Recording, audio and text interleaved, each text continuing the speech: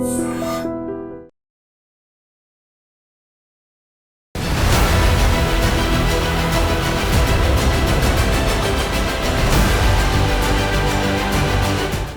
మొత్తం రగిలిపోతోంది. ప్రజలందరికీ కోపం కట్టలు తెంచుకుంటోంది. ఓ మానవ మృగం చేసిన దారుణంపై ఒక్కొక్కరి రక్తం ఉడికిపోతోంది. ముఖ్యంగా మహిళలకు కంటి మీద కునుకు లేకుండా చేసిన ఆ రాక్షసుడిపై జనం ఆగ్రహంతో ఊగిపోతున్నారు. కళ్ళ ముందు కనిపిస్తే తొక్కి చంపేసేలా ఉన్నారు. ఆ చీడ పురుగుకు ఉరే సరైన శిక్ష అంటూ నిరసనలు తెలుపుతున్నారు. నిర్భయ ఘటన జరిగి 12 ఏళ్లు గడుస్తున్నా దేశంలో మళ్లీ అలాంటి పరిస్థితులే ఉండటంపై బగ్గుమంటున్నారు. కొత్త చట్టాలు ఎన్ని వచ్చినా మహిళలకు రక్షణ లేదంటూ ఆందోళనలు చేస్తున్నారు. మమ్మల్ని బతకనివ్వరా అంటూ పాలకులను దేశ ప్రజలు ప్రశ్నిస్తున్నారు. ఎన్నాళ్లు తమపై అఘాయిత్యాలు చేస్తారంటూ మండిపడుతున్నారు.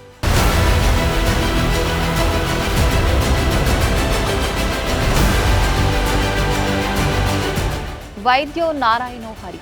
వైద్యులు దేవుళ్లతో సమానమని అర్థం.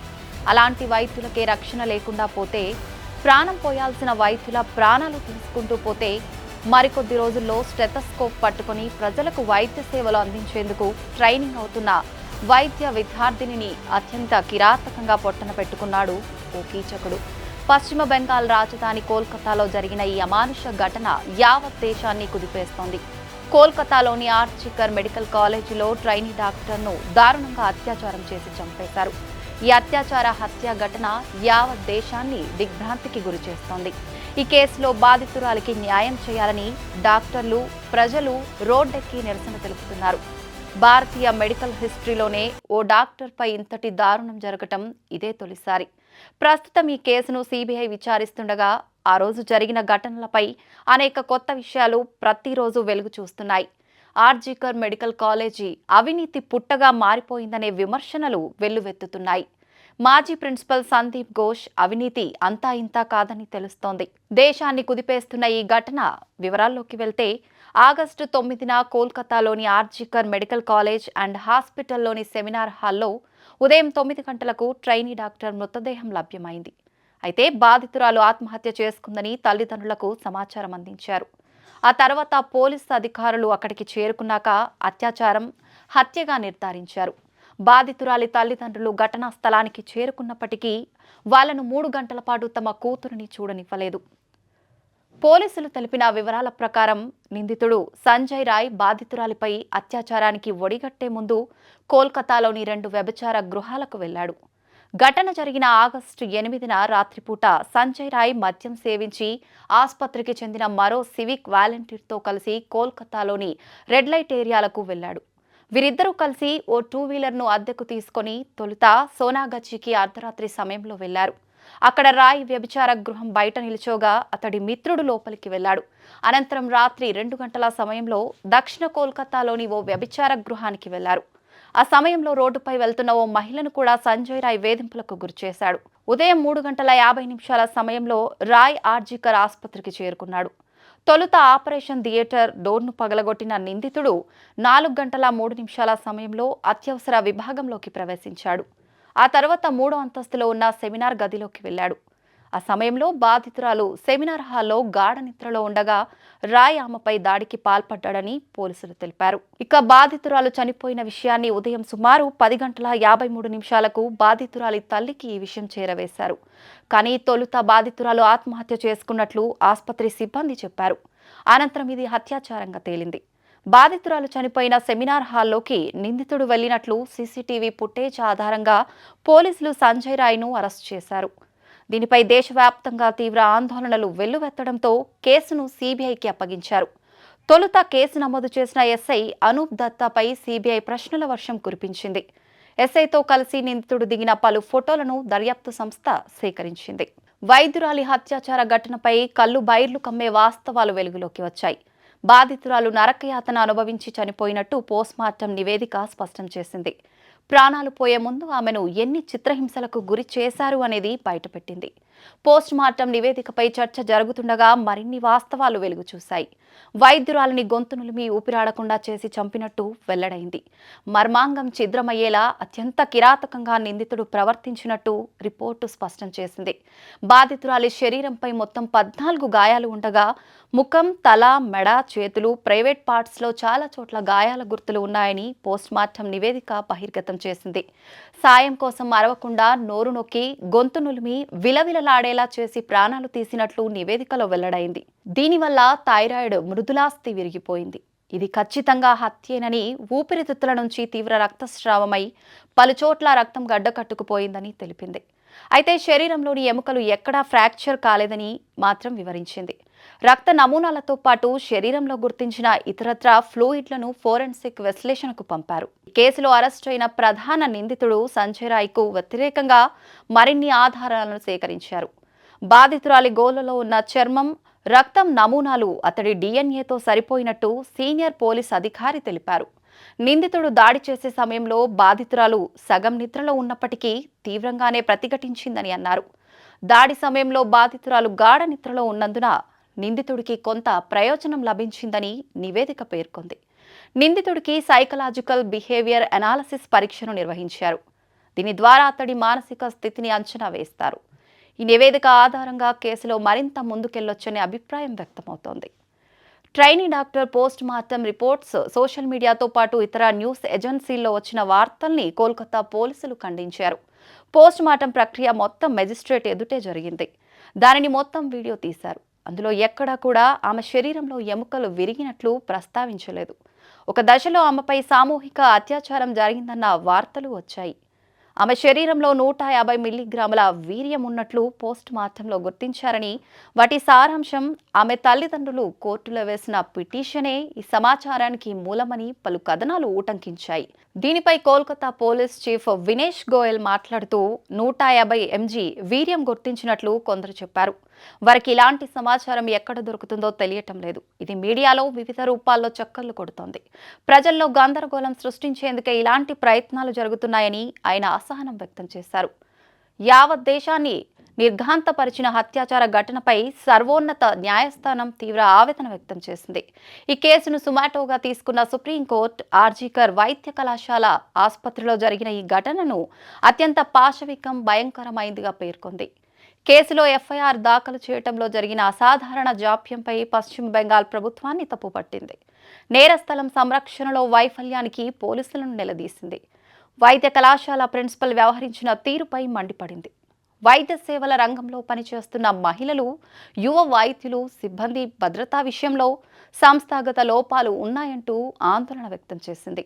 ఈ కేసుకు సంబంధించిన పూర్తి నివేదిక సమర్పించాలని బెంగాల్ ప్రభుత్వాన్ని ప్రధాన న్యాయమూర్తి జస్టిస్ డివై చంద్రచూడ్ నేతృత్వంలోని ధర్మాసనం ఆదేశించింది. ఆర్జీకర్ మెడికల్ కాలేజీలో ఘటన జరిగిన తర్వాతి పరిణామాలపై సుప్రీంకోర్టు ఆగ్రహం వ్యక్తం చేసింది. College principal doctor Sandip Ghosh దీనిని ఆత్మహత్యగా చిత్రీకరించే ప్రయత్నం చేశారని, అంత ఘోరం జరిగితే ఆత్మహత్య అని ఎలా చెప్పారు అని సుప్రీంకోర్టు ప్రశ్నించింది. మృతదేహాన్ని కుటుంబ సభ్యులు అప్పగించిన చాలా గంటల తర్వాత ఎఫ్ఐఆర్ నమోదు చేయడంతో పాటు తల్లిదండ్రులను 3 గంటల పాటు కూతురిని చూసేందుకు ఎందుకు అనుమతించలేదని న్యాయమూర్తి ప్రశ్నించారు. పోలీసులను బెంగాల్ ప్రభుత్వం వ్యవహరించిన తీరును సుప్రీంకోర్టు తప్పుపట్టింది. ప్రస్తుతం ఉన్న చట్టాలు వైద్యులు, వైద్య రంగంలోని ఉద్యోగులకు భద్రతా వాతావరణాన్ని కల్పించడం లేదని సుప్రీంకోర్టు తెలిపింది. వైద్యుల భద్రత కోసం జాతీయ కార్యదళం నేషనల్ టాస్క్ ఫోర్స్ ఎన్టీఎఫ్ ఏర్పాటు చేస్తున్నామని చీఫ్ జస్టిస్ డివై చంద్రచూడ్ తెలిపారు. పని ప్రదేశంలో భద్రత కల్పించడం కోసం జాతీయ నిబంధనలను రూపొందించడానికి ఎన్టీఎఫ్ ఏర్పాటు చేస్తూ ఆదేశాలు వెలువరించారు. Surgeon vice admiral Arti Sarin నేతృత్వం వహించే ఈ కార్యదళంలో ప్రముఖ వైద్యులు, నిపుణులు సభ్యులుగా ఉంటారు. అన్ని ఆసుపత్రుల్లో సురక్షిత పరిస్థితులను కల్పించేందుకు చేపట్టాల్సిన చర్యలపై 3 వారాల్లో నివేదిక ఇవ్వాలని ఎన్టీఎఫ్ను ధర్మాసనం ఆదేశించింది. వైద్యుల భద్రత కోసం సుప్రీంకోర్టు నియమించిన నేషనల్ టాస్క్ ఫోర్స్లో ఇద్దరు హైదరాబాద్ ప్రముఖులు ఉన్నారు. ఒకరు AIG hospitals chairman doctor D Nageswara Reddy కాగా, మరొకరు Delhi AIIMS director doctor Srinivas. వీరితో పాటు doctor Pratima Murthy, doctor Govardhan Dutt, doctor Soumitra Rawat, professor Anita Saxena, professor Pallavi Saple, doctor Padma Srivastava NTF సభ్యులుగా నియమితులయ్యారు. కేంద్ర కేబినెట్ కార్యదర్శి, హోంశాఖ కార్యదర్శి, ఆరోగ్య కుటుంబ సంక్షేమ శాఖ కార్యదర్శి, జాతీయ ఆరోగ్య కమిషన్ చైర్పర్సన్, జాతీయ పరీక్షా మండలి అధ్యక్షుడు సభ్యులుగా ఉంటారు. హాస్పిటల్స్లో వైద్యుల భద్రతపై సుప్రీంకోర్టు కీలక సూచనలు చేసింది. ఆసుపత్రుల్లో అత్యవసర సేవలు అందించే గదుల వద్ద అదనపు భద్రతా ఏర్పాట్లు చేయాలని చెప్పింది. ఆసుపత్రుల్లోకి ప్రమాదకర వస్తువులు రాకుండా బ్యాగేజీ తనిఖీ చేయాలి. పేషెంట్లు కాకుండా లోపలికి వచ్చే సందర్శకుల సంఖ్యపై పరిమితి ఉండాలి. రద్దీని నిర్వహించడానికి భద్రతా సిబ్బందికి ఏర్పాటు చేయాలి. వైద్యులు, నర్సులకు విశ్రాంతి గదుల వసతి కల్పించాలి.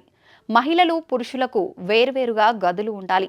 Biometric, face recognition equipments install చేసి హాస్పిటల్లోని అన్ని ప్రాంతాల్లో సరిపడా వెలుతురు, సీసీ కెమెరాలను అమర్చాలని సుప్రీంకోర్టు సూచించింది. మరీ ముఖ్యంగా రాత్రి 10 గంటల నుంచి తెల్లవారుజామున 6 గంటల మధ్యలో రవాణా సదుపాయం కల్పించాలని తెలిపింది.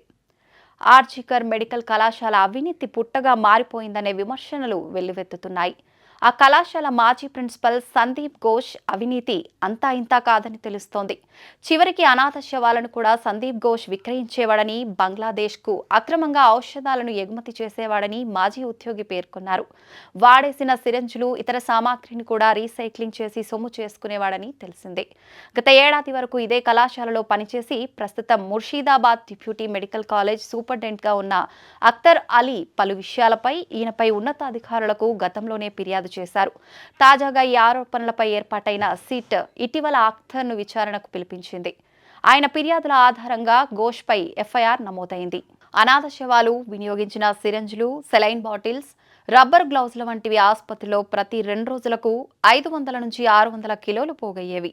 వాటిని 2 బంగ్లాదేశీ వాసుల సాయంతో ఘోష్ రీసైక్లింగ్ చేయించేవాడు. వీటిపై ఆలీ అప్పట్లోనే విజిలెన్స్ కమిషన్, ఏసీపీ, హెల్త్ డిపార్ట్మెంట్లకు ఫిర్యాదు చేశాడు. అప్పట్లో ఆయనపై వేసిన ఎంక్వైరీ కమిటీలో తాను కూడా సభ్యుణ్ణని, అతడు దోషిగా తేలినా ఎవరూ చర్యలు తీసుకోలేదని పేర్కొన్నాడు. ఇక సందీప్ ఘోష్ తరచూ భార్యపై అమానవీయంగా దాడికి పాల్పడినట్లు ఆరోపణలు ఉన్నాయి. ఆమె సిజైరియన్ చేయించుకొని బిడ్డకు జన్మనిచ్చిన 14 రోజుల తర్వాత ఘోష్ తీవ్రంగా ఆమెపై దాడి చేసినట్లు ఇరుగు పొరుగు వారు చెబుతున్నారు. ఈ ఘటనలో ఆమెకు కుట్లు పగిలి తీవ్ర రక్తస్రావమైనట్లు పేర్కొన్నారు. చుట్టుపక్కల వారితో కూడా అతడు సక్రమంగా ప్రవర్తించేవాడు కాదని పేర్కొన్నారు. ఈ కేసులో ఇప్పటికే నిందితుడు సంజయ్ రాయ్కు పాలిగ్రాఫ్ లై డిటెక్టర్ పరీక్ష నిర్వహించేందుకు కలకత్తా హైకోర్టు అనుమతినిచ్చింది. ఈ దారుణం చోటు చేసుకున్న ఆర్జికర్ మెడికల్ కాలేజ్ మాజీ ప్రిన్సిపల్ సందీప్ ఘోష్కు కూడా నిజ నిర్ధారణ పరీక్షలు నిర్వహించాలని సిబిఐ యోచిస్తోంది. ఇంతటి అఘాయిత్యాన్ని ఆసుపత్రి యాజమాన్యం ఆత్మహత్యగా పేర్కొనటం తీవ్ర విమర్శలకు దారితీసింది. ఈ క్రమంలోనే ఘటన జరిగిన 2 రోజుల తర్వాత కాలేజీ ప్రిన్సిపల్గా ఉన్న డాక్టర్ సందీప్ ఘోష్ రాజీనామా చేశారు. ఈ కేసులో ఆయన కూడా విచారణను ఎదుర్కొంటున్నారు. ఇప్పటికే సిబిఐ పలుమార్లు ఆయనను ప్రశ్నించింది. అయితే విచారణ సందర్భంగా సందీప్ ఘోష్ పొంతనలేని సమాధానాలు చెప్పినట్లు తెలిసింది. రౌండ్కు తన జవాబులను మార్చి చెప్పినట్లు సిబిఐ అధికారులు వెల్లడించారు. మరోవైపు ఈ కేసుపై కోల్కతా వ్యాప్తంగా పెద్ద ఎత్తున ఆందోళనలు వ్యక్తమవుతున్నాయి. క్రమంలోనే నిందితుడిని కోర్టులో హాజరుపరచడం అధికారులకు సవాల్గా మారింది. అతడిని కోర్టుకు తీసుకెళ్లే సమయంలో దాడి జరగొచ్చు అనే అనుమానాలు వ్యక్తమవుతున్నాయి. దీంతో సిబిఐ కట్టుదిట్టమైన భద్రతా ఏర్పాట్లకు సిద్ధమైనట్లు సమాచారం. ఆర్జికర్ ఆసుపత్రిలో గత బుధవారం అర్ధరాత్రి దుండగులు విధ్వంసం సృష్టించారు. హత్యాచారానికి వ్యతిరేకంగా ఒకవైపు కోల్కతా నగరమంతా నిరసనలు తెలుపుతుంటే, మరోవైపు ముసుగులు ధరించిన విధ్వంసకారులు కర్రలు, ఇటుకలు, రాడ్లతో ఆసుపత్రి ఆవరణలోకి దూసుకొచ్చి దాడులు చేశారు. అత్యవసర గది, నర్సింగ్ స్టేషన్, మందుల దుకాణం, అవుట్ పేషెంట్ విభాగాలతో ఓపీడీతో పాటు సీసీటీవీలను ధ్వంసం చేశారు. దాడికి పాల్పడిన వారిలో ఇప్పటి వరకు పలువురిని అరెస్ట్ చేశారు. అర్ధరాత్రి సుమారు 40 మంది వరకు నిరసనకారుల రూపంలో వచ్చిన దుండగులు ఆసుపత్రిలో విధ్వంసం సృష్టించారని, వీరి దాడిలో ఓ పోలీస్ వాహనంతో సహా మరికొన్ని ద్విచక్ర వాహనాలు ధ్వంసమయ్యాయని పోలీసులు పేర్కొన్నారు. మరోవైపు ఆందోళనల నుంచి దృష్టి మళ్లించడానికే విధ్వంసానికి పాల్పడ్డారని నిరసనకారులు ఆరోపించారు. అయితే అక్కడి సాక్ష్యాలను తారుమారు చేసేందుకు రాష్ట్ర ప్రభుత్వమే కుట్ర చేస్తోందని ప్రతిపక్షాలు ఆరోపిస్తున్నాయి. సిబిఐ దర్యాప్తు ఎలా ఉన్నా దేశవ్యాప్తంగా నిరసనలు, ఆందోళనలు కొనసాగుతున్నాయి. ఇప్పటికైనా ఆసుపత్రుల్లో పనిచేసే సిబ్బందికి, ముఖ్యంగా మహిళల రక్షణకు కఠిన చట్టాలు రూపొందించాలని దేశ ప్రజలు డిమాండ్ చేస్తున్నారు.